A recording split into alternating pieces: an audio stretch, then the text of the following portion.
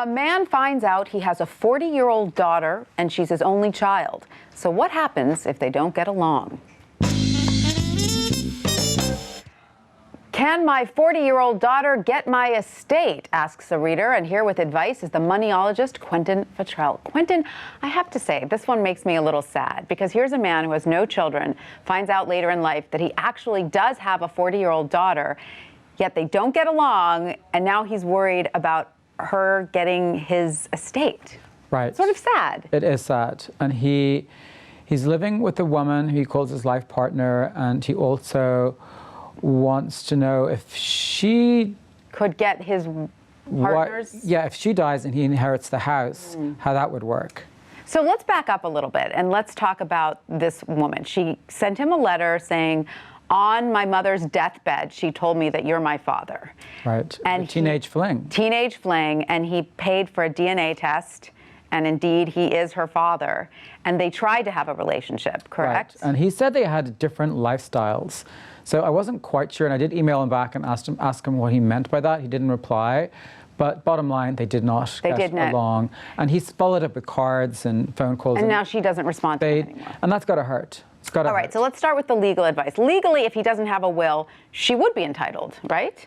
Yes, correct? She's still his daughter. She could challenge that, definitely. So if he does not want her to inherit anything, he needs to really specify that in his will. Right, and if he puts it in his will, then fine, she won't get anything. Right. But what about the partner? So that's a little bit more difficult because they're not married.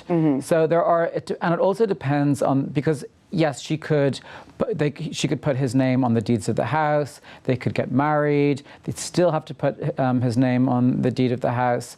In many cases, she could set up a revocable trust. Right. They need to hire a lawyer, look at the state they live in, figure out how much the house is worth, how much her estate is worth, whether it would be subject to estate taxes. So there's a lot of unknowns, so a lot of variables. It's clear that his relationship with his partner, that's a little bit more complicated. And he needs to figure that out. More legal help. Yeah, they need legal help with that. But you also gave him some unsolicited advice. Most of the advice wasn't, including that part. But it was very wise, I thought, Quentin. What did you tell him regarding his daughter? Well, I sort of feel like they didn't choose this relationship. So he could absolutely specify that he wants his estate to go elsewhere, but maybe it seems like he's burnt a little bit by the ending of this relationship. So my advice was maybe just leave her something. A token? Mention her in some way, a token. It doesn't have to have any real monetary value, because then it just acknowledges her. It will provide some kind of closure.